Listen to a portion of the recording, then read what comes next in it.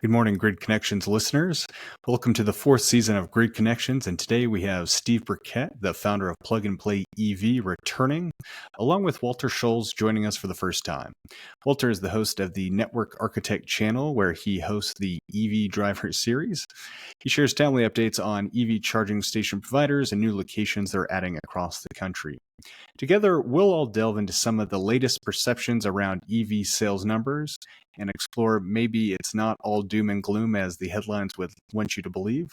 Then explore the challenges dealerships face in selling electric vehicles and examine the ongoing rollout of EV charging infrastructure across the country.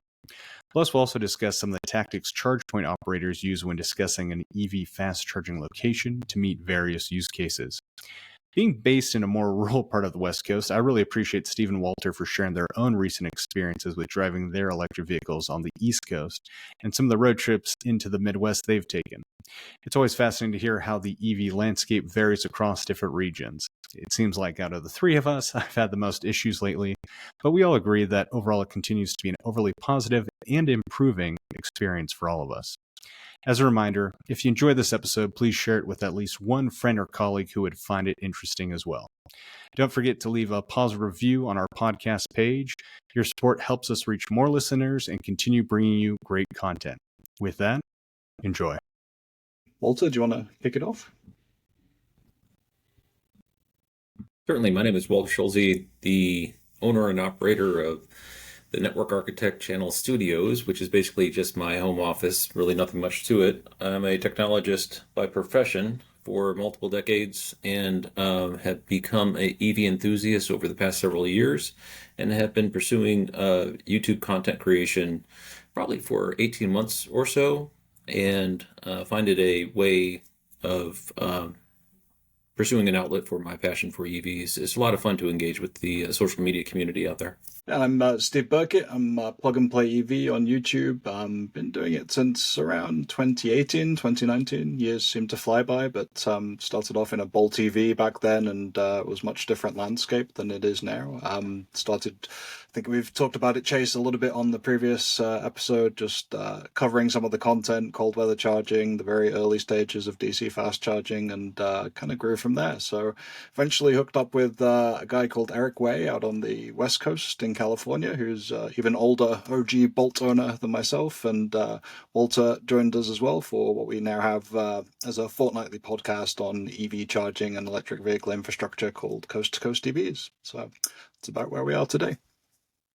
Yeah, and I just want to say thank you both for being on. I know Eric couldn't make it today, but we're hoping to have him on a future episode as well. And definitely recommend anyone who loves our content on Grid Connections. I think the show that you guys do perfectly aligns with kind of a lot of the similar topics, and really appreciate just kind of getting some of the context and some of the definitely, I don't want to say microcosms, but definitely some of the other areas that you guys really do focus on that personally I just don't think get enough attention. So I've always been a big fan of the show. But with that, I know one of the things that we kind of wanted to probably kick it off with is just, I think it's really been the theme probably for the last 6 months, maybe even more, news around kind of the pullback in the EV space and EV charging.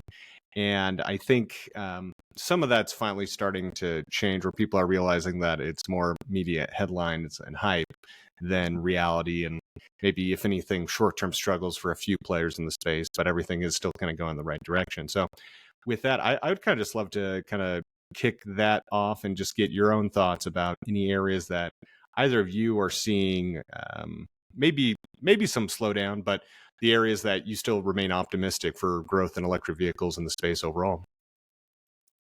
Yeah, nobody really told folks in my area that there was a slowdown, because I see more and more diverse range of EVs every day. Even Walter drives a Cadillac Lyric, as I'm sure we'll get onto. I'm seeing a lot more of those nowadays. So there's just the diversity locally. I'm just here north of Boston in Massachusetts, so obviously have that coastal, slightly friendlier EV state perhaps than some of the others where people will focus the negativity. But I think if you look at the numbers and the general trends, although you can always pick out some individual month to month or year to year stats that kind of show an issue, not least, Tesla at the moment at the start of the year in Q1 is the one that's kind of down a little bit, but then you look to your Ford, Hyundai, Kia, even GM kind of potentially coming up with some of their new models. It starts to put the lie to that kind of EV sales are, a lot of people try to make out dropping, but really it's kind of a slowdown in growth, which is kind of natural when you consider you're going from that early adopter phase where nobody had an EV to that kind of slightly more mature market where the growth is inevitably going to slow, but it isn't cratering, it's not stopping. This is just kind of another little blip on the way to wider EV adoption. Yeah, I think that sums it up pretty well. I don't know if there was anything else, Walter, you wanted to add to that, or any other things that maybe you've seen. My personal opinion is we have the economics on our side. Fleet owners are adopting electric vehicles not because they're trying to save the planet, they're trying to improve their balance sheets. And when economics makes sense, there's the phrase, no army can withstand the force of an idea whose time has come. And I think it's becoming clearer and clearer that the economics around EVs just make sense for fleet owners and also household budgets. And when that's the case, when you can improve the quality of life and also decrease the expenditures for costs for transportation in the same swoop, it's very difficult to say that there's going to be a decrease in sales. In fact, I don't know anyone who has a forecast for EV sales that is predicting a downturn. There's two notable ones, Bloomberg and Cox Automotive, just in the past, I think, month, have both forecasted increased growth for EVs, and neither one of those are environmentally centric outlets. They're very pragmatic. Just today, I was watching Autoline Daily, and there was a report about Toyota, which makes arguably the worst EV in the market. And there's some question if they're trying to torpedo their own initiatives or whatever. But the BZ4X, the RZ Lexus, and the Subaru Solterra combined year to date are 17,000 units.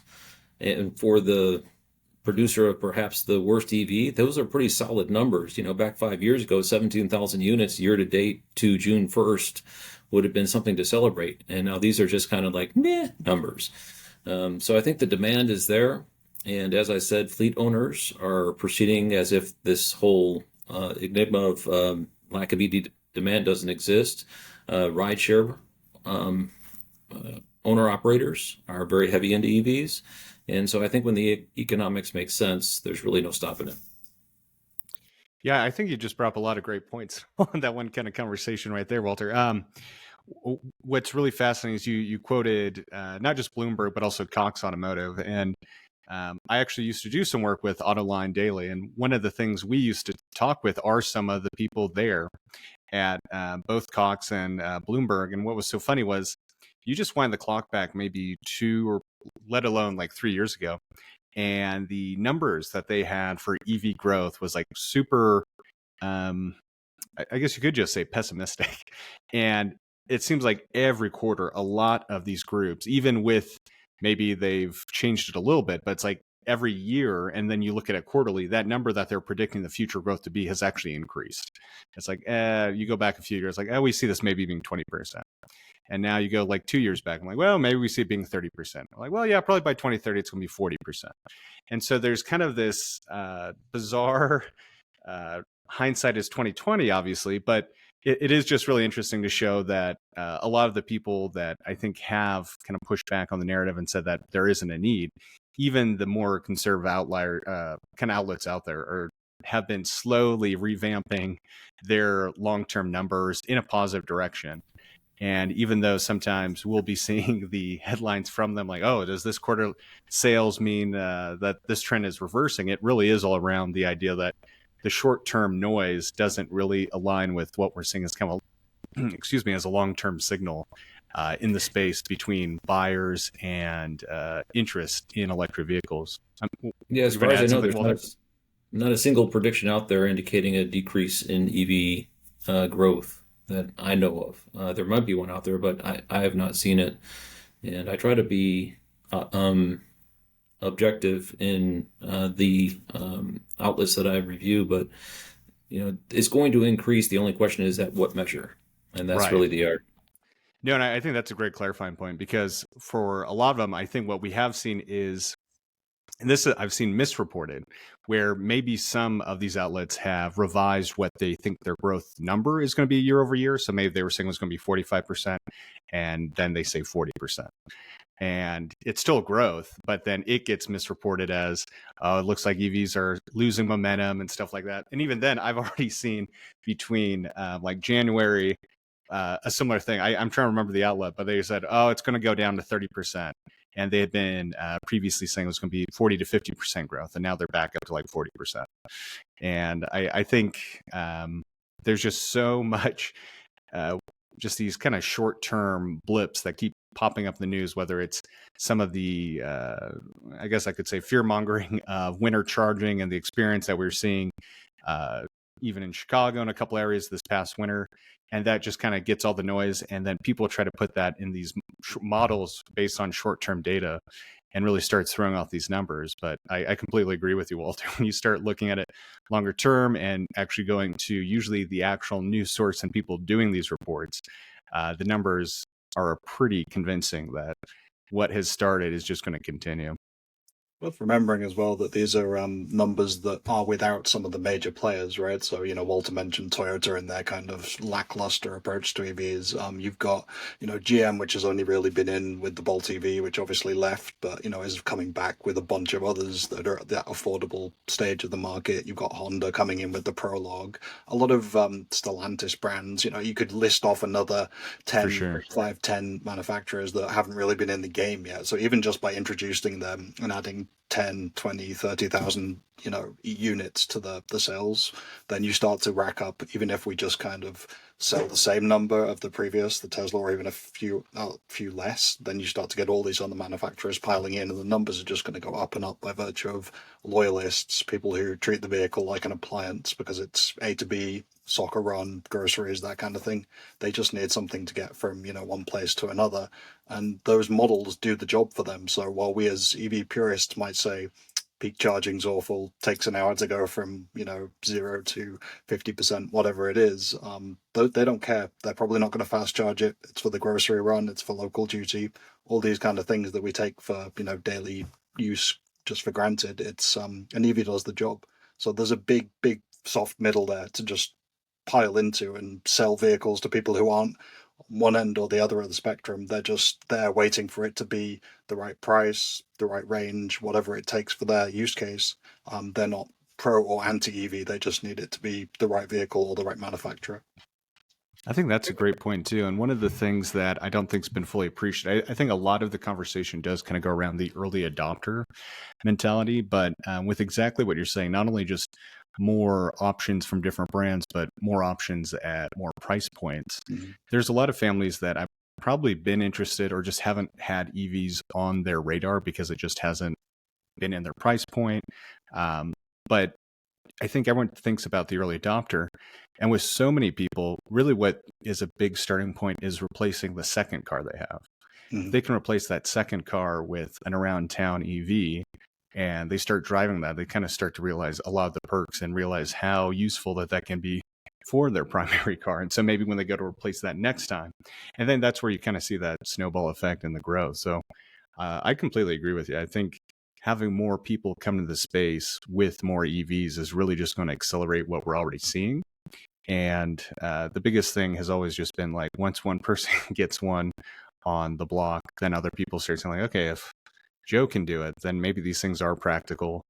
And once again, it's just like, you have to have that daily exposure. And I would kind of be curious for both of you guys, what do you think, is there a way that traditional auto OEMs could be doing a better job of getting that exposure? Because I really do think it is there is that element of just kind of, as they say, getting butts in seats. and doing test drives, and maybe not even a test drive, but almost a extended test drive where you have it for a few days to a week. Because I will say I did have I don't want to name any names, but I had a very subpar experience from a traditional OEM dealership recently. The salespeople were great, but the interest, clearly their own personal interest in EVs, let alone knowledge base of it, just made it clear that they wanted to sell the other version that wasn't an EV. And I'm kind of curious if there's been any exposure or experiences you guys have had that kind of help maybe counteract that, or things that you think auto OEM should be doing more to change that perception and buying experience for the average consumer. I think the experience in general is twofold. It obviously requires the salesperson and the dealership to have some interest in selling them in the first place. I mean, they may get an allocation, but if they're not charged, they're sitting around the back of the lot, nobody knows how to get in the vehicle and show you the ins and outs of things like regenerative braking. The accelerator's going to push you forward pretty quickly. That kind of the ins and outs of electric vehicles that need to be something that they start to at least put on the table, rather than immediately starting with the charging issues, the things that you can't do with it. So the dealership attitude is certainly something right from the off. And then I think there's some of the more forward-thinking OEMs are starting to experiment with rentals, short-term rentals at certain dealership, or shorter leases, low mileage leases for exactly that kind of user that you're talking about, the one with the second car who maybe doesn't need to worry about it for the long trips, that kind of thing. So it's a way of getting, as we always say, these ride and drive events, bums in seats, get them experiencing it in a very low risk, low kind of commitment way, so that they can get into the feeling of an EV, how easy it is potentially to plug in at home, to do their weekly mileage with a electric drivetrain, but still have the knowledge that they can get out of the lease if they want to. They just need to get over that hump initially of, will it work for me, as you say? And if you can start to give them options that are very short, low mileage, not too high cost, and affordable models that suit their needs, I think you're already halfway there. Yeah, and I would like to add the advantage that we're facing in 2024 for what you're describing. And I'm kind of curious, Chase, where did you where did you have that experience? What part of the country? A small city along I-5 on the West Coast. I'll leave it on at the that. West Coast. Yes, very strange. You would have thought EV adoption would have been high enough there that the interest would have been different. I just perceived it differently out there. It is definitely a smaller, very beautiful, more rural city, but I think it was, I don't want to say eye-opening or surprising, but it was really interesting to hear and see the actual sales experience and positioning of the EV. And I mean, they first just came out like, well, why would you get it? It can't tow anything. And I didn't really try to push back. I just wanted to see what they kind of came at me with and what they started saying. And it just was really interesting where they started with. And like when I even started to push back, they're just like, oh, why don't you just get the gas version? And I don't know. I'm still cautiously optimistic, but I do think that is a big challenge. Even if you're still seeing that from dealerships, I don't know if I know some of these OEMs are trying to make certain dealerships more EV focused, or EV partners, if you will, with their brand than others. And I'm not sure if this one was one, probably not, for multiple reasons. But even then, I would say the sales experience compared to some of the other experiences I've had in the past was overall positive. The person was nice. They weren't too pushy. But it was just clear that they had no interest in the EV side of stuff. And it was unfortunate to kind of be reminded of this. And it's kind of the first time I'd seen this in a while. Once again, maybe it is the outlier, but it just was one of those things that I think still a pretty big challenge. And if we're seeing this on the West Coast, and I think it's going to be just something nationally and I think obviously from a country standpoint, we're probably looking at like you look at Europe and abroad. I don't think it's nearly as big an issue, and I think some of that may be the truck culture and other things. But it was just really fascinating to me that they just had no interest in it pretty quickly, or like, yeah, it's a cool toy, and they were trying to reposition the conversation pretty quickly to a different product. Yeah, it is interesting. I went on a road trip into coal country, which is eastern Kentucky and West Virginia, and I did stop at a dealership because it's one of the few places that had a level 2 charger anywhere. There's like no chargers whatsoever, and so I tried to use it, but it was broken. I went in and I was talking to them, and it was obvious there was a palatable, light, please take your EV and go somewhere else mentality. But that's coal country, which is a little bit different. I would have thought in the West Coast. But in 2024, one thing we have going for us is as a salesperson is walking a floor, knowing they've got the $7,500 tax credit in their pocket where they could show someone a sticker price, let them sit in the car, and then hit them with a $7,500 discount is a pretty powerful sales tool in the tool chest. And I would have think, I'm actually going to push back on that a little bit. I don't think it is. I think they look at it as, or at least this is my experience, and I've kind of wondered if this would be the case. They look at it as just one more hurdle to try and kind of have the conversation like, okay, now I have to talk about charging, now I have to talk about EV incentives if they qualify or if they do leasing or all this stuff. To me, it just became clear, like, this is just making the sales process more complicated, good or bad. I think if you're which I totally agree with what you're saying, Walter. It should be looked at as actually an advantage. But it was just really interesting experience. The floor and I was, looking at the sticker. I'm like, all right, here's how the script is going to go. They'll sit down, they'll look at the sticker, they'll sit down, and then I'll say, well, you get 7,500, and then go to paperwork. It'd be something that you have in the EV that you don't have in the other cars. But I think it's worth contrasting as well with, there is not a small gorilla in the room with Tesla's method of delivery and looking at direct sales. Obviously, that's limited in some places. They are headquartered in Texas but can't even sell there directly, but there are more and more of these coming up with your Lucid, Rivian, Polestar even. If you start to go to some of these spaces, I think you feel it's a different environment in which to consider an electric vehicle. And it's to some extent with the dealerships, you're at the mercy of exactly what you say, Chase. Is the individual in charge or the salesperson, who's managing the team interested in electric vehicles? If they are, you get some very, very good dealerships. There are some great places who have really tried to make initiatives with charging parks, cafes were next to the chargers that they serve during the day, EV only events, a lot of different initiatives that just fall under the bucket of marketing the vehicles. But if you find a dealership that is of the mindset they're being forced to sell these things, I think that's where it switches into exactly what you're talking about. The incentives just, another piece of paperwork to do. They have to explain a different form of fueling. It's more work than it's worth, but they've got the sword of Damocles hanging over them that is, if that starts to really get close, then they have direct sales, EV only makers, and a lot of other competitive threats that it would be better to start at least preparing for and figure out how to sell these things now before it's critical time. Otherwise, further down the line, it's going to be a long, big, hill to climb to get back to just even status quo. For sure, and there definitely are some other charging topics I want to talk to you guys about, but just it kind of reminded me of this recent experience, and I was surprised by.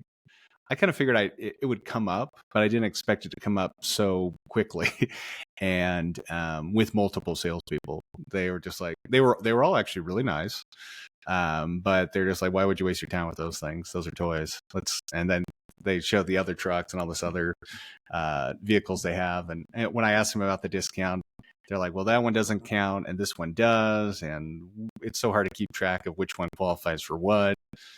Which I kind of also get, but isn't doing them any favors in moving EVs. And the thing I wanted to ask you, Steve, is because you have the Ioniq 5 right now. Mm-hmm. You look at Hyundai and Kia, they are brands that were growing, but seem to have really taken a large spike in growth with their electric vehicle approach in product and sales. And so I kind of am curious with your experience, was it much more, they were more open to it because you really weren't competing against another vehicle that they offer? Whereas I think in my experience, they're like, well, we got the diesel version, we got the gas version, and that electric thing, who knows, whatever. And I feel like that almost was kind of causing some internal confusion and like combativeness against the models versus maybe I'd just be a little real quickly hear your experience if it was much more different or much different. It would have been perhaps interesting if I was shopping the Kona, because that has a direct, plug-in hybrid and a pure gas version. But shopping the Ioniq 5, I think Hyundai corporately and Kia as well, have put a big push behind them to let the dealerships know that they want to sell these, and they've created products that are mostly unique. I haven't noticed any particularly positive dealership stories with Hyundai or Kia, to be honest. More so with Hyundai on the ownership boards, but they generally seem to be the weakest link of the sales process. But they haven't also had very many horror stories other than the initial markups and what you get with every EV pretty much when it's in limited supply.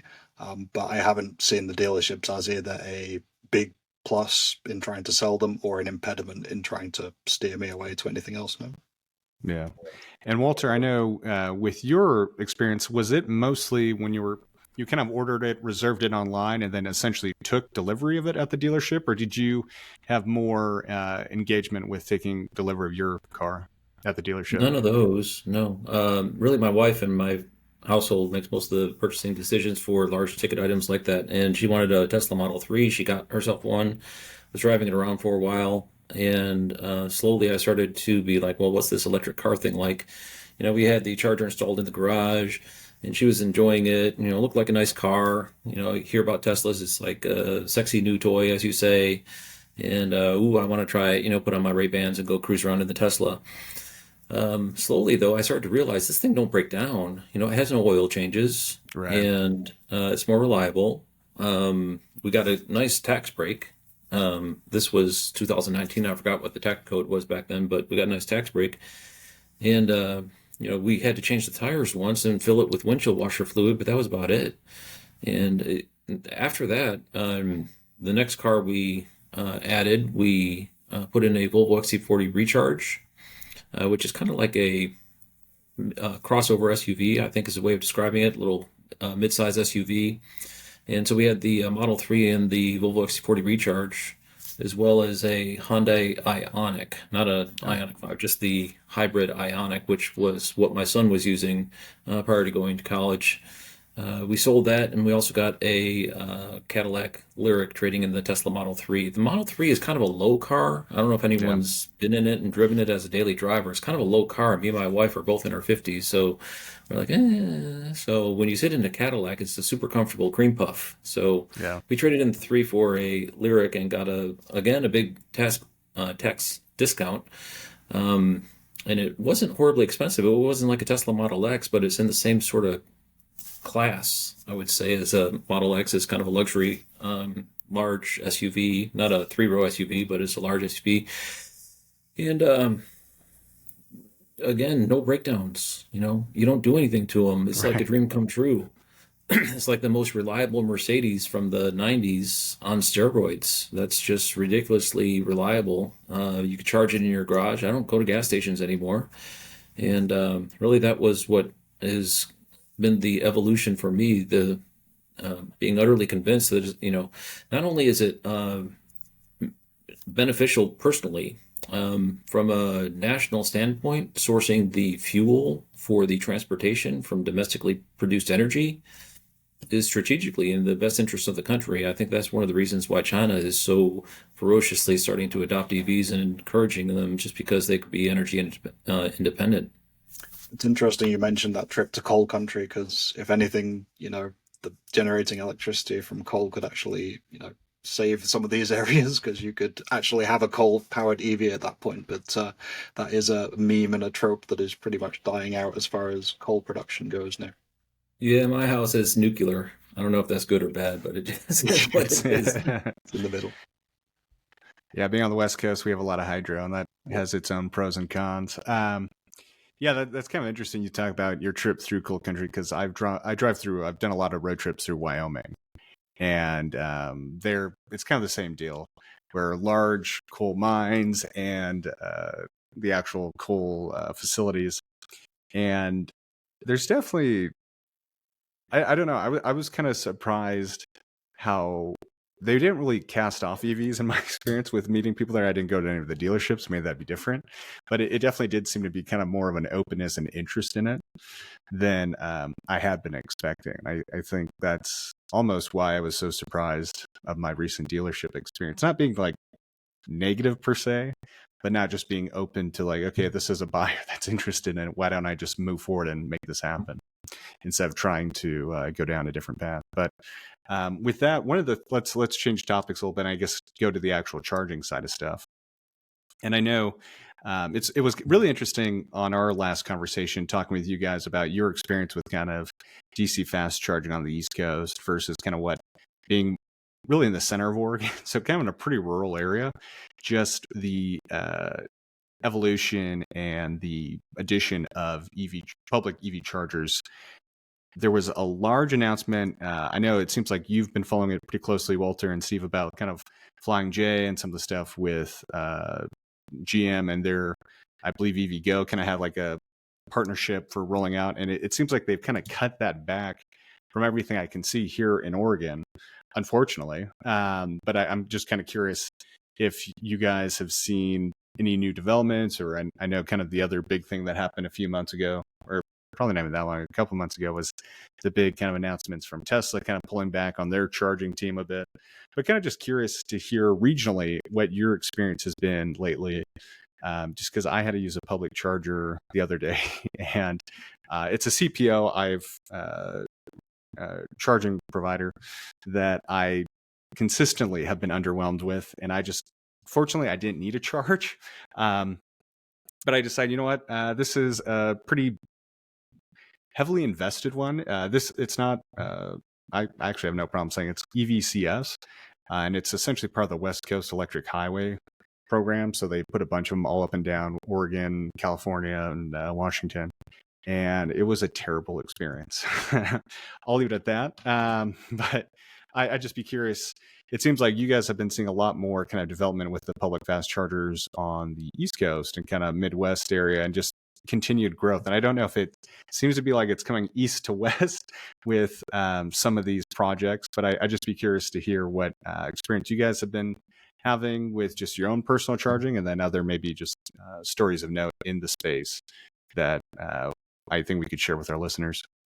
Well, I think I have a lot of experience with Electrify America and some of the early programs, so EVgo and the CCS networks that proliferated, and Walter has definitely stepped in with a lot of coverage from the kind of ground zero of your, as you say, Pilot Flying J's, your Buc-ee's and Mercedes fast charging, Walmart getting into it. So I can set a stage perhaps for where we've come from and how it started. And I think Walter is just the king of weekly updates on all of these new networks that are expanding out of his area and into, yours, Chase, to an extent, certainly into mine.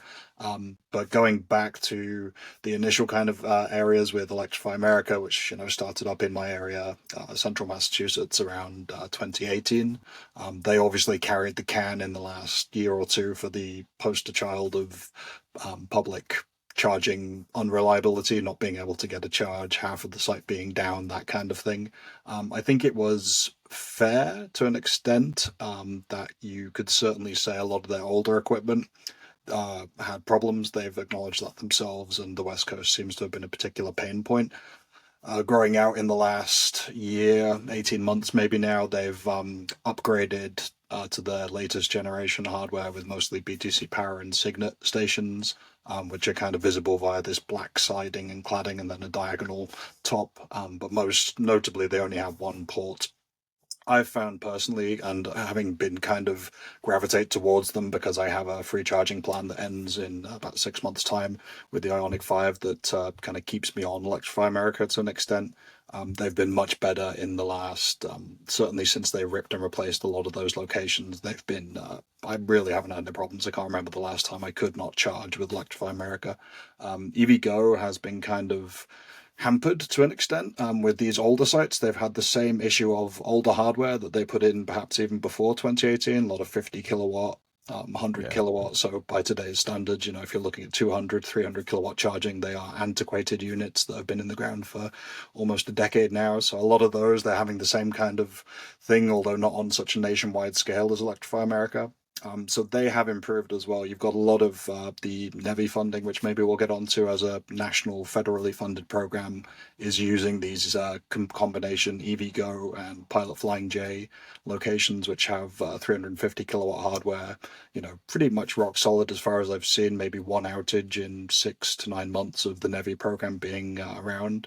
But essentially, those two players that kind of formed it, and actually are a viable nationwide network, perhaps, are probably the most, long-standing standard bearers, and they both seem to be getting their act together compared to maybe 2 years ago when everything was getting, negative headlines. But that kind of bleeds into the East Coast has certainly been positive for me. I do a lot of trips over to Ohio, so Midwest connecting Northeast has been always been fairly good for me. But Walter is seeing that kind of those new networks branch out of his area and can speak pretty authoritatively to what's coming and how far they've got so far.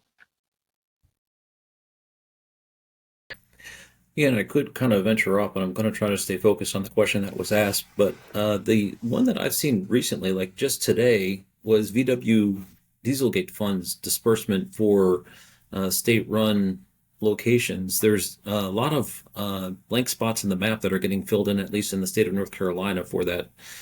Just recently, 2 new stations opened in kind of an underserved area, and so those funds are still getting dispersed.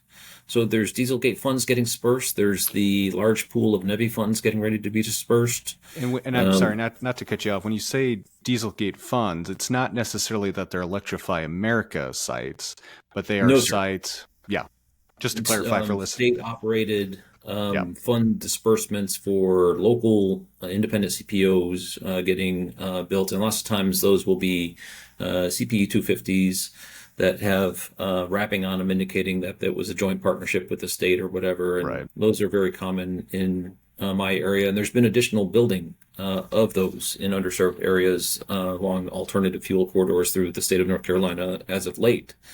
So that's still going on. But really the big shift is the C-store space, the convenience store space, where as a C-store operator, if you look to see that you could have a higher dwell time of your customers, and you could also have your fuel delivered near the theoretical speed of light and not have to have liquid form trucked into a store in tanks. It just makes business sense to sink a little more upfront cost into electric vehicle charging infrastructure and then let your customers decide if they're going to use them or not. And I think there's a lot of C-store operators experimenting with that concept. You mentioned Pilot Flying J. Not slow down. I don't know. So you mentioned slow down. That's not what I'm seeing. In fact, I just saw another new site today. I'm up to 41 sites that are now under construction with 38 sites open. And their goal is 200 by the end of the year. And I'm starting to think they might make it. So if they finish what they have now on their plate, they'll be up to 80. And every That's day great. I turn around, there's additional sites getting spotted as under construction. So that's definitely in full swing. And it is, as you mentioned, is a joint partnership between General Motors, Pilot Flying J, which is a Berkshire Hathaway company, as well as EVgo. So it's a triple partnership. But really, it's the C stores, the Circle K's, the 7-Elevens, the Quick Trips, the BPs, the Shell stations, all those locations that are looking at advantageous customer dwell times and the ease of delivering the fuel to the vehicles, in my opinion, is the big sea change that I'm seeing. There's another one regional out here called Racetrack. Them as well are they just opened multiple locations throughout the Dallas-Fort Worth area, and their build continues. That's great to hear. I'm kind of curious where you go to for information, new locations specifically with it. Because the reason I bring up the ones in Oregon was just 2 weeks ago, I had looked on the map that had showed where there were potential ones and where there were going to be ones in Oregon. And now they're showing as all potential. And I understood that. And I've kind of checked even on a couple other places that it's maybe not happening, or it's like still like it's being pushed out. And so I'm just kind of curious where you usually go to find kind of the confirmation, like, because I'm using the map that's based, I believe that was GM's site. It could have been Pilot's. And now If they're it showing them was- as optional or like potential ones versus it was going to be mostly potential, like a few for sure, and now it's just showing like maybe. Yeah, so if it was kind of dark gray with purple pin drops, that's the Pilot Flying J map, and that is updated reflecting ones that are expected to be in service by the end of 24, and the count is 200. Their goal is 500 in total. It's kind of on track. It depends on which map you look at. Some maps show like kind of like the proposed phase one, but the one map that I think you're referring to is the end of 2024 map off the Pilot Flying J website, and there's 200 in there. And as you say, it's proposed locations, so there's some variability in whether or not those are actually that going would to make occur. sense that maybe it's moved back because they still might move forward with them, just not in 2024. Because the Correct. one I'd seen Yeah. earlier in the year showed that there was going to be like 3, and now it's like proposed, and I'd love to see more. So that's good. Well, they're definitely coming. As I say, Yeah. I got 41 that I'm currently tracking under construction, and every day there's new ones popping up. So they're spending cash. Are there any states or kind of hubs or areas that you're seeing them take off more than others, or are you seeing kind of it? Like I said, when I looked at the map last, it looked like it was almost going east to west, and I'm just kind of curious. There might have been like some in like Southern California, a couple like in Seattle. But I'm just kind of curious if you're seeing pockets or certain states where they're really being built first. There's a little bit of tea leaf reading, but from what I'm gathering, they seem to be watching who is announcing NEVI funds. And when a state announces, they either pause to receive the NEVI funds, or if they weren't awarded any, they proceed with their private build. Gotcha. So they're kind of like waiting, staggering up, waiting for those NEVI funds to be released. And in the state of Ohio, they had many round one awards, and they're built. They are under construction and almost done. So basically, they seem to be tracking NEVI announcements. That's great. I know you had kind of some thoughts you wanted to share on the NEVI funding side of stuff, Steve, and just seeing how that's been rolled out. I know on LinkedIn, I've seen a couple of your posts around both good and bad with your thoughts on that. So I think that'd be great to share here. Yeah, I mean, I think if anybody wants the actual numbers and, who's awarded what and which states are leading or which CPOs are leading, Lauren McDonald at EV Adoption is the place to go. He's got the policy side down and who's winning what. So there's always good rankings coming from that. I think, most notably is kind of, as Walter pointed out, I've focused on the construction side and then the reliability of stations which are in the ground, which is easy at the moment because there are only 8 of them. So it's pretty easy to track. But as Walter kind of hinted there, there's, I think Pilot Flying J and EVgo in that partnership won about 22, something like that, stations in the round one funding, and about half of those now are, one of them is open, but about another 10 are about to come online. So we're really going to start to get this tsunami of activations in the states that led the way with awards. But that's kind of the next wave of activations, because you're seeing, as Walter mentioned, a lot of chains like the Loves, the Travel Centers of America.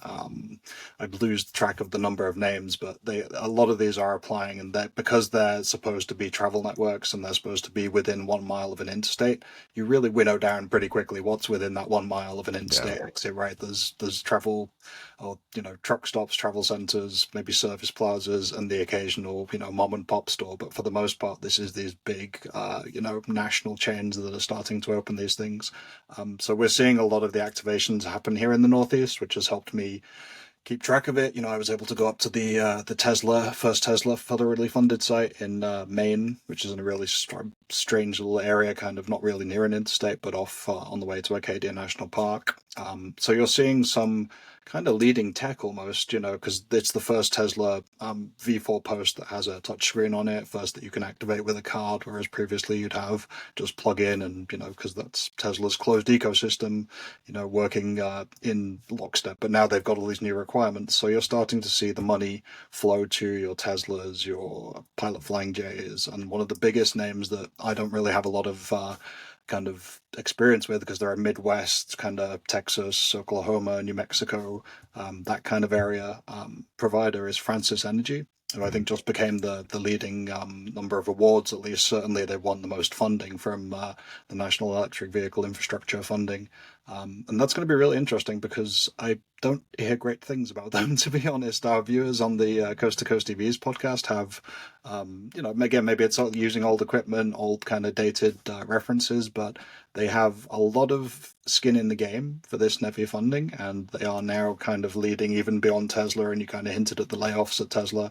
If they're going to take up the mantle, they're going to have a lot of pressure on their shoulders to really deliver for the number of sites and the amount of money that they're taking in. Yeah, I think that's kind of a good thing you brought up. Actually, there's quite a few different things you brought up. I think that's interesting around, you said the Tesla one's kind of near a national park, correct? Or yeah, they're supposed to be, these initial rounds are on alternative fuel corridors. So there's, every state has a certain amount of designated mileage on these corridors. And one of them for Maine, aside from the big I-95 route up to Canada, is, I think it's Route 1 along the coast, kind of coastal Maine from the Portland area and then across to Acadia National Park. So big tourist route. There's a lot of cute little coastal Maine towns, lighthouses, all the stuff you associate with a good Maine trip. But this is a nice little town, kind of a harbour town, and Tesla just, for whatever reason, that was the first site they managed to get in the ground and was activated, I think, in April. But it's interesting that has kind of pushed them to develop a new piece of the puzzle, right? Because they now need to, in all the other things that we could talk about with public access for superchargers, this is something that has been, to receive those federal funds, they had to have different kind of payment reader, the ability to display the cost per charge and have basic charging information displayed that would normally be pushed to the Tesla because that's all designed in-house. Right. So it's starting to force even Tesla to make that transition to as much of a public charging provider as they wish to be. And I think that's definitely that could be unto itself its own podcast, just kind of like the app experience versus. That was kind of what I reiterated. I think tweeted or whatever you call it now on Twitter, X, whatever. The other day after I had my bad experience, I was like, for EVs to really take off, it's got to be just as easy as filling up with gas, if not easier from a payment standpoint. And I had to download 2 apps, put my credit card in 3 times. Apple Pay doesn't work, even though it has an Apple Pay option. And just like, I cannot think of literally just such a bad experience. And so I think that's great to see. Like, you just need sometimes, if you want to take it to the next level with kind of an app augmentation or kind of a software layer, great. But I think all these different technologies that take off, they just have to work. And the simplicity around just having a payment terminal and ideally in a good world, it'd have like a plug and charge sort of situation where it's even simpler than gas. You just plug in and walk away. Don't even think about it. Yeah, I think that makes the charging process, when you talk about it futzing around and spending 3 or 4 minutes to get it working, if you can just do that, plug and charge, and that becomes the standard, then it does take an advantage over gas. You're not doing the card reader potential for skimming your data, all that kind of stuff. It cuts out. And as long as it works, you can do exactly what Tesla owners do, walk away to the store, passive kind of activity, right? The car charges whilst you do your stuff, and then it starts to become a additive bonus, because when you're fueling, you're just fueling, right? You've got to stand there, you've got to hold the pump, you've got to, unless someone's there to do it for you, like New Jersey or a few of those handful of states. But for the most part, you can go and do your other stuff while you're charging, come back to the charge car and be on your way again. No, it saves, it seems simple, but it saves so much time on a road trip. If you're doing like back-to-back ones, just do plug it in, walk away, go use the bathroom, get back in the car and go again. Yep. But yeah, that, not to do, I get it. The experience I had is rare, but it's just like, this is so unacceptable in 2024, where, it had a card reader and the card reader doesn't even work. And I had to even find out, like, through just double checking PlugShare, that was like coming soon, payment terminal functionality. And that was, I believe, from the CPO back in like early 2023. And clearly it just never came, even though it has the terminal right there. And so I think just hearing all these stories. Bring up EVCS with Eric, because I'm sure he's got war stories from them as well. I look forward to it, and I want to commiserate with them, because it's unfortunate, because they've got so many great sites that were funded by the state of Oregon to upgrade, and it, in my experience so far, has been a missed opportunity. But going back to kind of the rollout of the larger sites, what are you guys seeing as far as kind of like the ideal layout? I realize we're kind of coming up short on time here, so I just wanted to kind of figure out, just on the last thing on the NEVI funding, like, do you want to see because I think so many of these like early public fast charging installations, they might only be like 4 or maybe even up to 6. And it really does seem like to make this model work, and you're starting to even see it at Buc-ee's and these other ones where they are doing also the very large charging stall locations and stuff like that. And I'd just be curious to kind of hear what your guys' thoughts on are, like what the ideal, if we're going to give the NEVI funding to these locations, like what should be the ideal minimum size, like minimum power. I know it's stated, but like it's just been interesting to me what has been chosen versus what I think is kind of the more ideal and future-proofed solution for these sites. I can go first. I think there's two schools of thoughts, and I might just be speculating, but I think there's two schools of thoughts. One is the longevity of the host and their viability long-term economically, whether or not they're going to be closing. So you want to gravitate more towards like community colleges or government institutions that will be around for a very long time, but that might not be in convenient locations, or expediency, which are the convenience stores immediately off the interstates. Those are kind of the two main areas that I seem to be focus on. And my personal opinion is the C-stores right off the interstate, the real estate's pretty good. And as long as it doesn't get overly expensive for taxes, the charging stations themselves will help sustain the business model of the C-store. So in my opinion, those are the nicest, where you don't have to walk a long way to an anchor mall in order to go to a food court. It's just, 10 steps away, where you go inside and you have the facilities, you can get yourself a Slurpee or whatever you want. So my personal opinion is the C-stores immediately off the interstates for road trips. Similarly, inside urban areas or for people in multi-tenant dwellings, C-stores or grocery stores. Yeah, I think what you're seeing with NEVI is just the minimum being complied, to get the money. Because that's what Walter kind of pointed out. They are looking, a lot of these players are looking to get a foot in the water. They're not trying to build out a massive charging hub as Tesla has had to do at some locations because they have the sheer volume and demand for it. They're just trying to add on those 4 ports, which are the requirement, the minimum 150 kilowatts, although a lot of them do go higher in various configurations, and get those in the ground. So they start to gather data, they get some federal funding for it, they start to offset some of those early, very high capex costs that come with installing EV infrastructure, and just build from there. But I think in terms of the ideal charging station, Walter kind of hit on it in that you really need to match it to the dwell time of the location. If I have a gas station which already has a canopy and a lot of the creature comforts of a road trip, like your squeegees, your trash cans, stuff that we take for granted as travelers, you have to have those for the electric vehicle traveler as well. You need those as part of the makeup. It's a bizarre thing to have some big piece of construction and then kind of forego some of the basic amenities.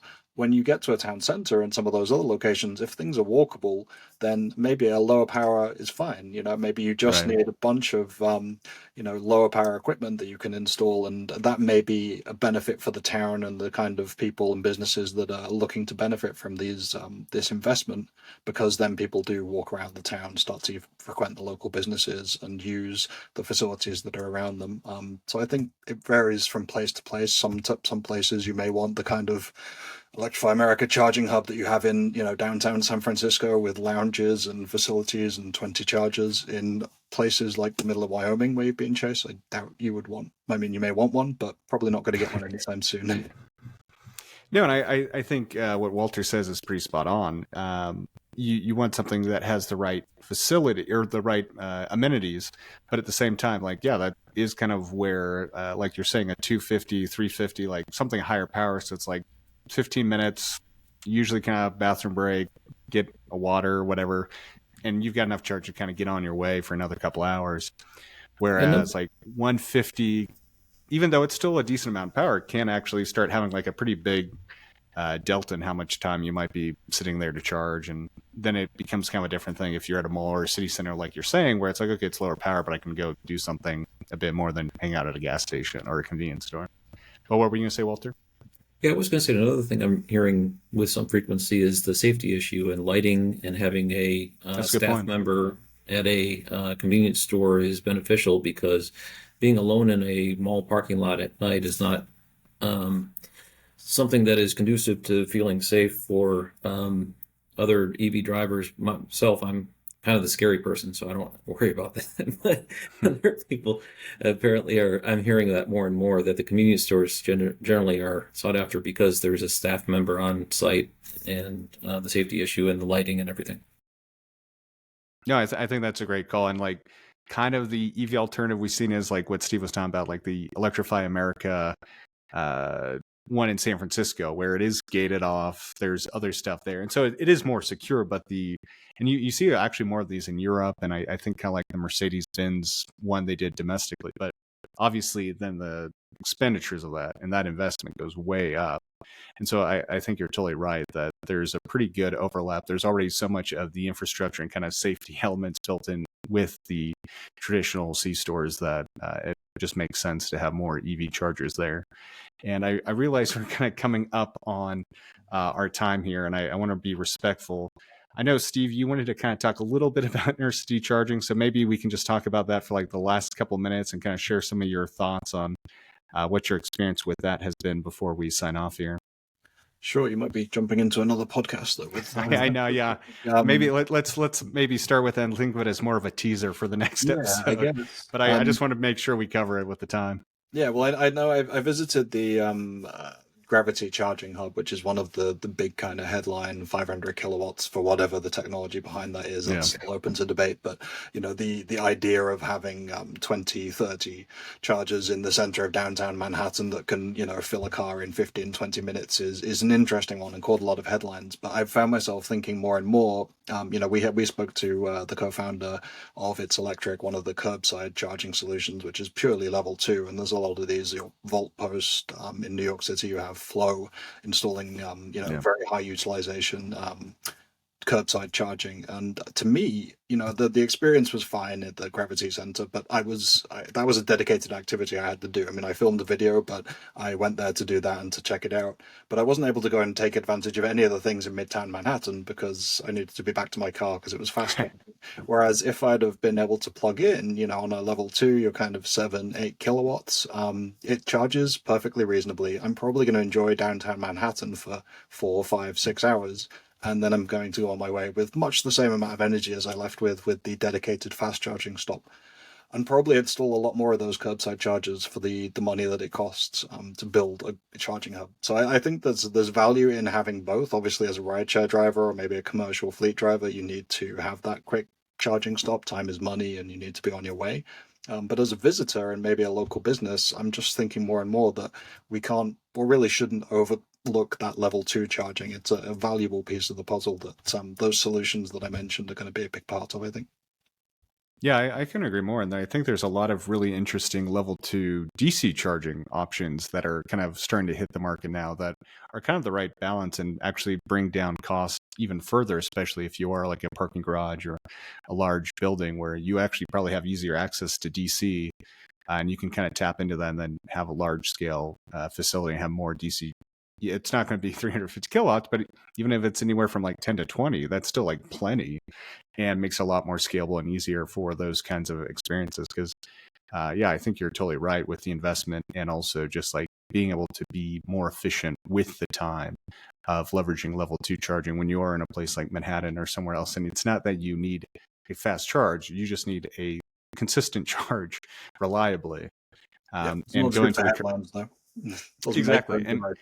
And I think that's also, I think we talked about this on our previous episode too, where it's like the importance of having commercial specific charging only. If you're going to be an Uber, you're going to be someone, there needs to be an option that kind of makes it so that's where they go instead of always having to go to the public chargers. And then maybe people who are on their trips taking up a stall and running into issues like we saw this past winter. I do realize we're kind of up for time, and I just want to say thank you both. I know, Walter, we've gone over. So Walter, Steve, thank you so much. We'll have to have you guys on again soon, and really enjoyed this conversation today. Yeah, same. Thanks, Chase. All right, have a great day. Good night. Bye. Thank you.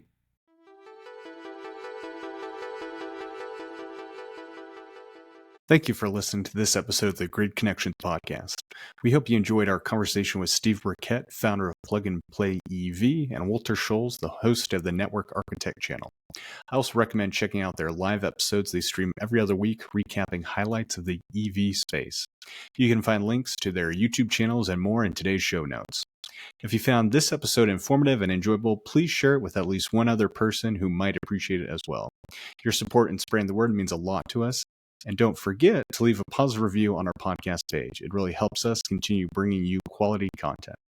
Until next week, this is the Grid Connections podcast, signing off.